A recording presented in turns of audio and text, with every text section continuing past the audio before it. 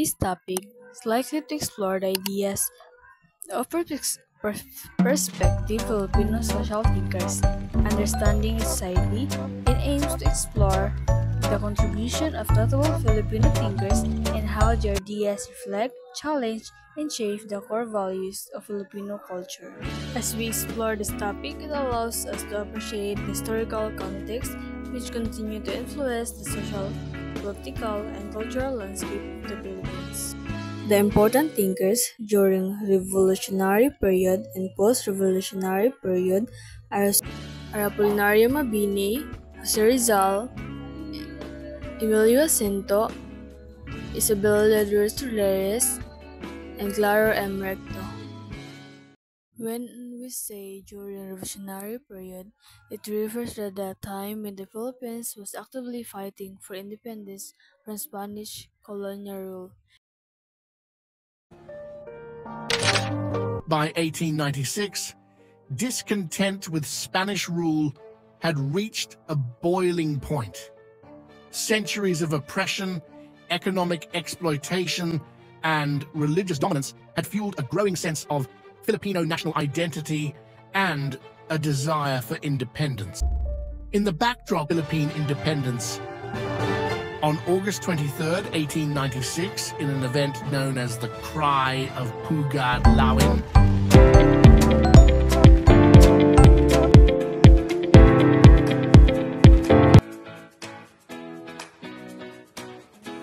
Emilio authored the Cartilla, the Katipunan's Code Conduct and Principles. Cartilla is a rule for the member of the Katipunan. So, ang Cartilla daw is mura siyang batas nga ginasunod sa mga katipunero sa una para magtinabangay sila tanan. Para sa madaog sila sa mga Espanyol ba. Then, he also drafted Katipunan Constitution, or in other word Constitution of the Katipunan is a secret society that led the Philippine Revolution against Spanish colonial rule in 1892. Jacinto also wrote poems, essays, articles inspiring patriotism. Patriotism refers to the love and loyalty to one's country. So gisulat ni Emilio Jacinto ning patriotism kay para mahibalan niya ay para mas ganahan mo para ganahan mo kig-away ang mga Pilipino kay diri man masukod lang pagigugma og loyalty sa Pilipinas. So maro to. Peace. Jose Rizal, widely regarded as a national hero of the Philippines, Rizal's novels, No Limitang Hooray and El Filibusterismo, become powerful social critique. They expose the corruption and abuses of Spanish rule, sparking a sense of national consciousness among Filipinos. Rizal also founded the Liga Filipina, a nonviolent reform society aimed at uniting Filipinos in their struggle for change.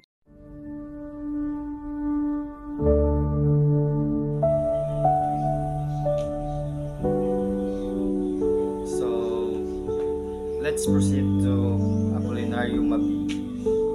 Apolinario Mabini became well known in Philippine history as the sublime paralytic and the brain of revolution. So, sublime paralytic, or in other words, polio. So, we all know siguro na si Apolinario Mabini is dili siya kalakaw tungod kay fundamental.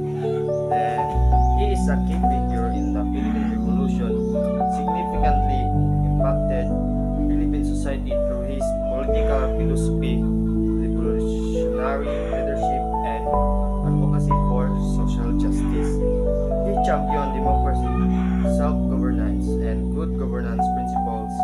He also served as Prime Minister of the First Philippine Republic, providing strategic guidance during the revolution.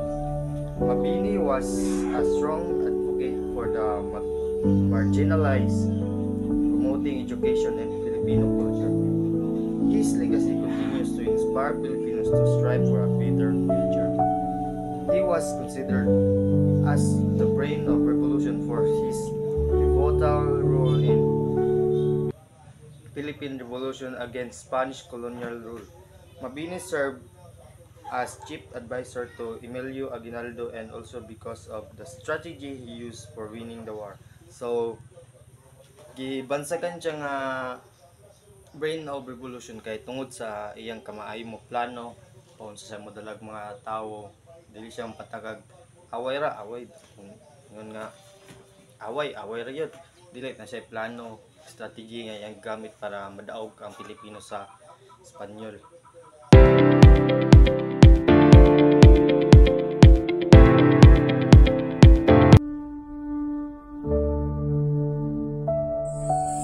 Good day everyone, I am Evelyn Tuagi and I will be discussing the characteristics and contribution of Claro M. Recto.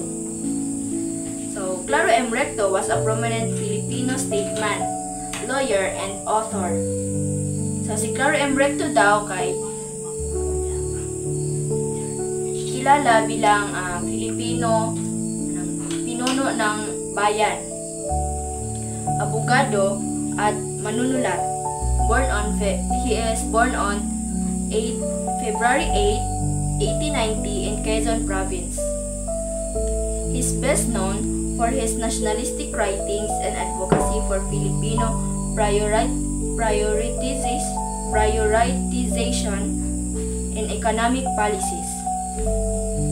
So, siya daw ay kilala sa kaniyang mga pagsulat na may katangian ng pambansang pagkakaisa at pagtataguyod sa pagpapalakas ng ekonomiya ng Pilipinas.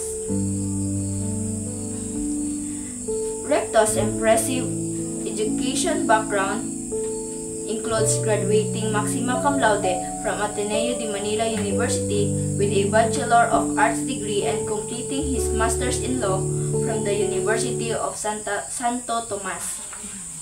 So, nagtapos daw siya ng pag-aaral sa Ateneo de Manila University na may karangalan ng Maxima Cum Laude sa Bachelor of Arts sa Universidad ng Santo Tomas sa Masters in Law.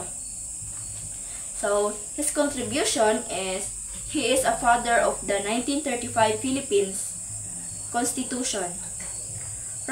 Recto was the primary author of the Constitution, drafted during the 1934 Constitutional Convention. So, siya daw ay ama ng 1935 Constitution ng Pilipinas. Siya ang pangunahing may akda ng Constitution na binuo sa panahon ng 1934 Constitutional Convention. So, he is a nationalistic leadership. He advocated for the Filipino First policy, emphasizing the need to prioritize Philippine interests over foreign over.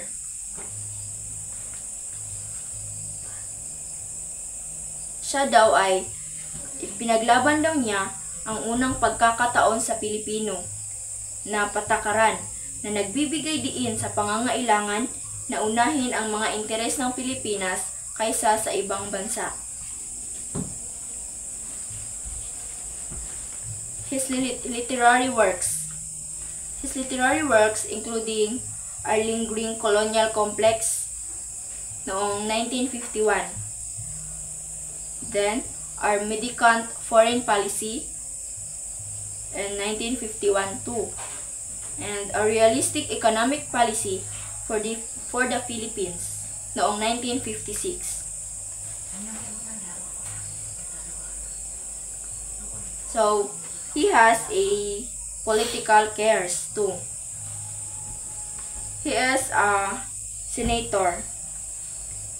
Recto served multiple terms from 1931 to 1935, 1945 to 1946, and 1952 to 1960.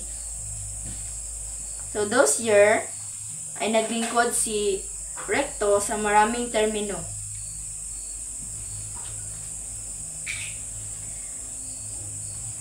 So, Claro M. Recto is Associated Justice. He was appointed to the Supreme Court of the Philippines by U.S. President Franklin D. Roosevelt in 1935. So, So siya daw ay kagalang-galang na mahistrado. Hinirang siya sa kataas-taasang hukuman ng Pilipinas ni Pangulong Franklin D. Roosevelt ng Estados Unidos noong 1935. So, he is a Commissioner of Education too. Recto served during the Japanese occupation from 1942 to 1943.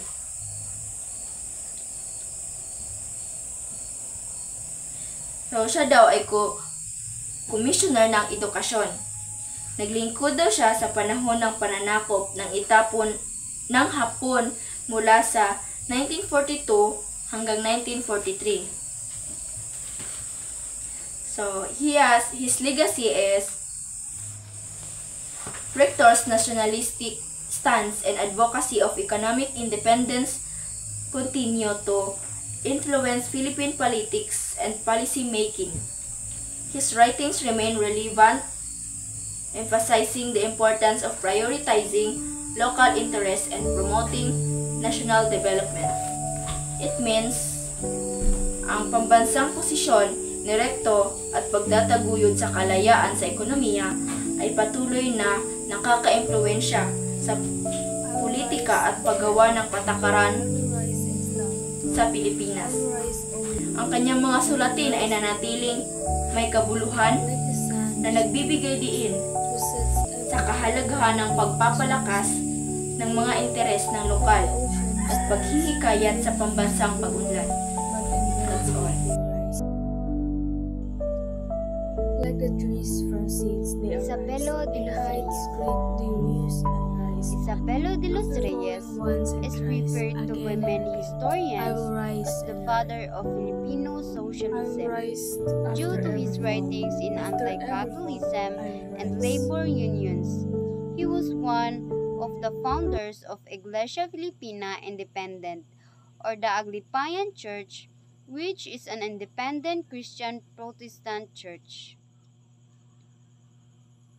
So, De los Reyes is a prominent figure in the Philippine history, often hailed as the father of Filipino socialism due to his fervent advocacy for labor rights and his critical stance against the Catholic Church.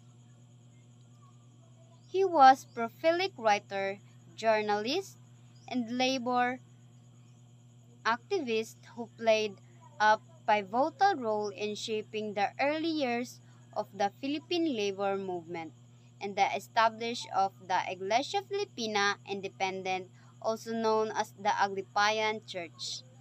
The Institute of Philippine Culture, or IPC, research focus on Filipino values, particularly pakikisama, hiya, and utang na loob, as presented in their publication including 4 readings, Philippine Values, 1968. The Institute studies focus on important Filipino values like pakikisama, getting along with others, hiya, feeling shame or embarrassment, utang na loob, a sense of debt or obligation to someone who has helped you. So, we all know that what is the meaning of pakikisama, hiya, and utang na loob. The Institute for Philippine Culture, or IPC, wanted to help Filipino improve their skills and knowledge to better understand Filipino life and society.